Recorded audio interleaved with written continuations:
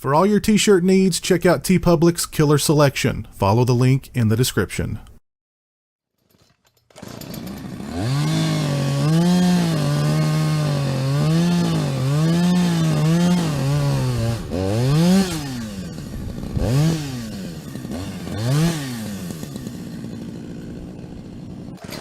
Hey, what's up, people? Pizzal here, and today I want to talk to you guys about the new Vestron Collector Series Blu-ray release for 1986's Maximum Overdrive, written and directed by Stephen King. Now, this is mostly going to be a review of this Blu-ray release. However, I would be remiss if I didn't at least spend some time talking about the movie, because to me, Maximum Overdrive is a classic. Now, I'm not going to bore you with the plot synopsis or anything like that. You guys all know this movie. You guys, like me, have probably seen this movie countless times. This is a movie that was constantly on cable television when I was growing up. This is a movie that I would rent with my buddies and watch and just have a fantastic time with.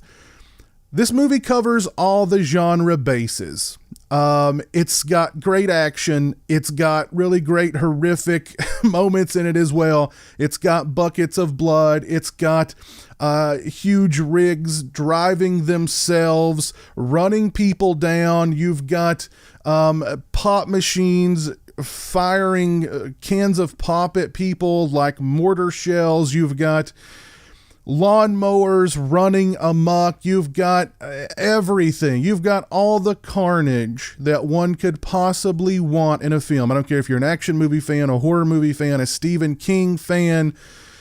This movie has it all. You've got a great cast. It's well made. Again, tons of carnage, buckets of blood, a phenomenal soundtrack from AC/DC, a truly, truly phenomenal soundtrack from AC/DC. I just love everything about Maximum Overdrive. That's why I was so excited when I heard that Vestron, or that Lionsgate, was releasing a Blu-ray of Maximum Overdrive under their Vestron Collector's Series label. I got excited again when I heard that Michael Felsher was working on the extras for this release, and I just could not wait to get my hands on Maximum Overdrive, the Vestron Collector's Series Blu-ray release. I could not recommend this movie any higher. If you've not seen Maximum Overdrive, what are you doing with your life? Go and watch Maximum Overdrive. This Blu-ray would be a great way to introduce yourself to the film. If you are a fan of Maximum Overdrive, I definitely recommend looking into picking up this Blu-ray and adding it to your collection.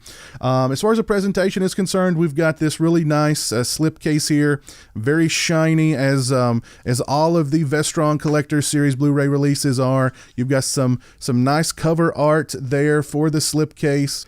Here is just the Blu-ray itself. The sleeve is not reversible or anything like that, so there is no other artwork, but this artwork just in and of itself is absolutely beautiful, I think. As far as the picture quality and sound quality, the back of the Blu-ray doesn't indicate any kind of elaborate transfer or restoration or anything like that. It just says that that the film has been digitally restored. I can definitely say, though, that the movie looked great. The movie certainly sounded great. As far as the picture quality is concerned, I'd give it a solid 4 out of 5. As far as the audio quality is concerned, I'd give it a 4.5 out of 5. Just all it's a great sounding movie just in general, and I don't mean the soundtrack, but I mean all the little, the mechanics of the trucks, and just so many gunshots and squib hits and blood everywhere, and I just really, really love this movie. It looks great and it sounds great on this Vestron Collector Series Blu-ray release, and we get a lot of extras, and they include: first up, we get Truck Stop Tales. It's 15 minutes and 39 seconds in length. It's an interview with producer Martha De Laurentiis. She discusses the other two King adaptations that De Laurentiis Productions had produced at that point, The Dead Zone and Firestarter. The latter they shot in North Carolina, and she discusses the beginning of the De Laurentiis North Carolina Film Corporation. Ms. De Laurentiis discusses first meeting Stephen King and talking with him about new projects that he would have total creative control over. and Maximum Overdrive was born. She discusses how King wrote all the AC/DC music actually in the screenplay. He wrote AC/DC music into the screenplay, which I thought was really cool. She discusses the drawbridge sequence, casting Emilio Estevez, Pat Hingle, Yardley Smith, etc. She discusses all the rigs they used in the film and how they were rigged to appear as though they were operating on their own. Ms. De Laurentiis discusses the MPAA having certain objections when it came to the violence and bloodshed in the film. She also discusses the critics panning the film upon its initial release. Very nice, informative interview with Ms. De Laurentiis. Next up, we have Rage Against the Machines. It's 9 minutes and 51 seconds in length. It's an interview with actress Laura Harrington. Ms. Harrington discusses first meeting Stephen King and what he was like to work with on and off the set. She discusses shooting the film in North Carolina and boogie boarding with Emilio Estevez and how much fun he was to work with. She actually discusses being awoken one morning bright and early by someone pounding on her door. She opened the door to discover Tom Cruise standing there. Tom Cruise and Emilio Estevez were big buddies at the time, and Tom Cruise invited her to come boogie boarding with him and Emilio. Can you imagine boogie boarding with Emilio Estevez and Tom Cruise in the 80s? Wow. She discusses the stunts in the film. She discusses first seeing the film and what a wonderful experience Maximum Overdrive was for her. Very nice interview with Ms. Harrington. Next up, we get Honeymoon Horrors. It's 18 minutes and 18 seconds in length. It's interviews with actors John Short and Yardley Smith. They both discuss getting cast in the film and working together. They discuss working with Emilio Estevez and the rest of the cast.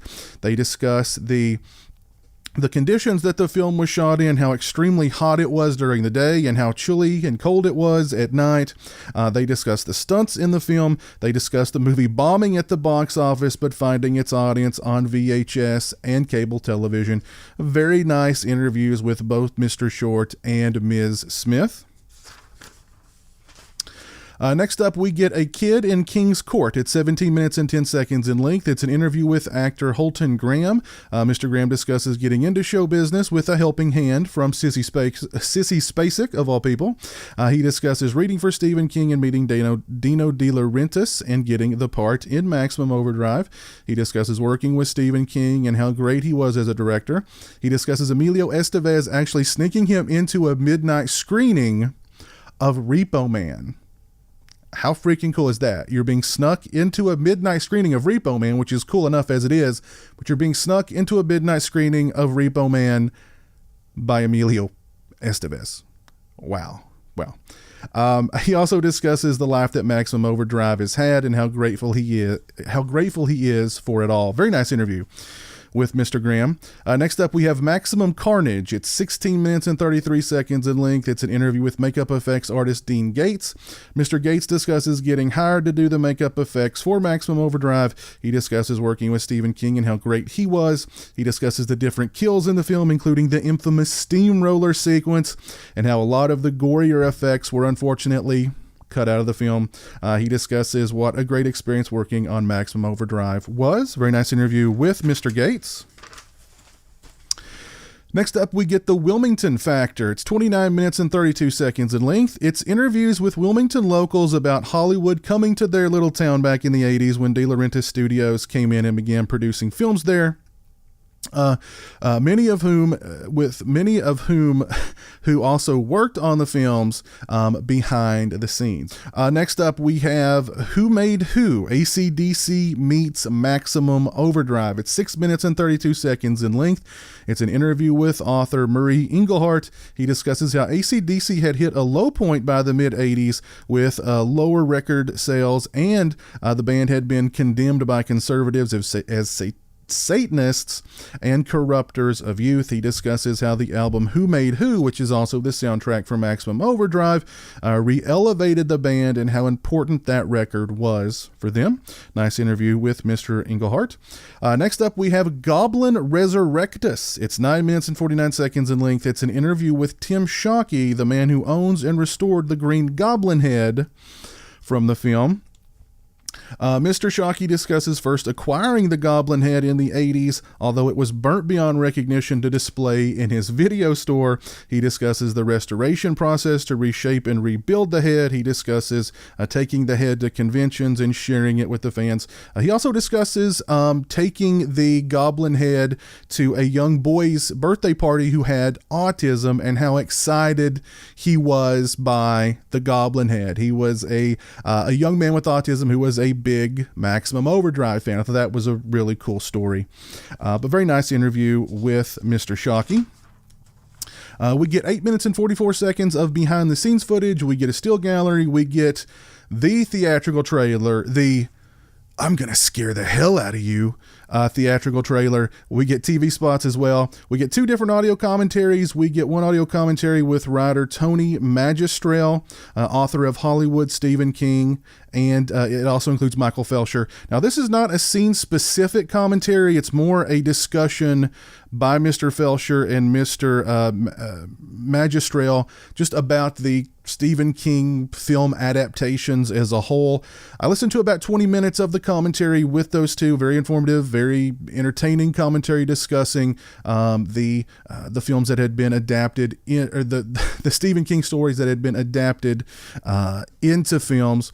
We also get a commentary with actor and comedian Jonah Ray and Ryan Turek of Blumhouse Pictures. Now, I had some concerns about this commentary, as I know my buddy Rambo Raff did as well, particularly when the commentary includes a comedian. I was concerned that they were going to make fun of Maximum Overdrive. Now, listen to about 25 minutes of the commentary with Mr. Ray and Mr. Turek. They poke fun at the movie, but in a respectful way. They are both clearly big fans of Maximum Overdrive. It was a pretty entertaining commentary, I have to say, for the 25 minutes that I did listen to. Yes, they do poke fun at the film here and there, but in a very respectful, not in a mean kind of way. But enjoyed both commentaries. For the 20 minutes that I listened to with Mr. Magistrell and Mr. Felsher, and about the 25 to 30 minutes I listened to with Mr. Ray and Mr. Turek. This is a very, very nice Blu-ray release for Maximum Overdrive from the Vestron Collector Series. If you've not seen Maximum Overdrive, immediately go out and watch Maximum Overdrive. This Blu-ray would be a great way to introduce yourself to the film. If you're a fan of Maximum Overdrive, definitely look into picking up this Blu-ray and adding it to your collection. Got a lot of really nice extras on here. The picture quality and the sound quality are both really good as well. This is a really nice release for Maximum Overdrive. A movie I love, and this is definitely a very, very nice Blu-ray release for the film. I'll put a link in the description to the Vestron Collector Series website. Go over and check them out. Please let me know your thoughts on Maximum Overdrive down in the comment section below. Let me know what your favorite lesser known Stephen King adaptation is down in the comments section below as well. If you like this video, please leave it a thumbs up. If you're not following me on social media, those links are in the description. They're also right around here. Hope you guys out there are all having a great, safe, healthy, happy October. Take care, and until next time, peace. Join the $1 a Month Club and help support my channel on Patreon. Thank you to my current patrons, Kevin Smythe, Orc145626, B-Movie Mike, Robert Sobel, Turi Delamore, Stephen Flanagan, Lori Holt, Mitch Odell, Farron Sutton, Craig Farrand, Jeremiah Lambert, Grindhouse Grotto, Joseph Charlesworth, Chris Earls, Derek Jana, Demon Waffles, Tim Williams, Stone Gassman, Zachary Barton, Mr. Bibby 86, James Welch, Eli Geisler, Jeff Overing, Cliff Hostetter, Kyle McGuire, Jay the Stingray, Lauren Dixon, and Travis Davis.